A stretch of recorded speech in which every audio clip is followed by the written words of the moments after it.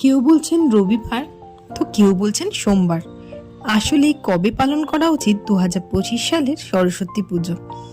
কেউ বলছেন 2রা ফেব্রুয়ারি রবিবার, আবার কেউ বলছেন 3রা ফেব্রুয়ারি সোমবার।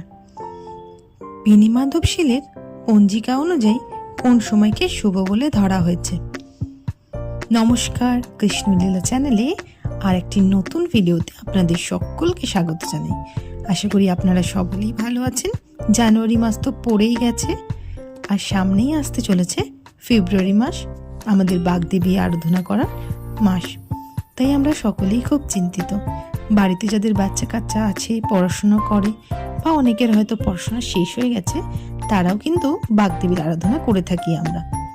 তো চলুন জেনে নিই এই ভিডিওর মাধ্যমে যে এইবারে শুভ সময় কখন, কোন দিন আপনি পুজো করতে পারবেন, আর অঞ্জলি দেওয়ার সময়ই বা কখন পড়েছে। মাঘ মাসের শুক্ল পঞ্চমী তিথিতে আরাধনা করা হয় বাগদেবীর।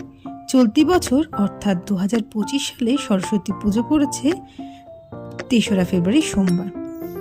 বসন্ত পঞ্চমী তিথি শুরু হচ্ছে 2রা ফেব্রুয়ারি রবিবার বেলা 12টা বেজে 29 মিনিট, আর সেটা শেষ হবে 3রা ফেব্রুয়ারি সকাল 9টা 59 মিনিট পর্যন্ত।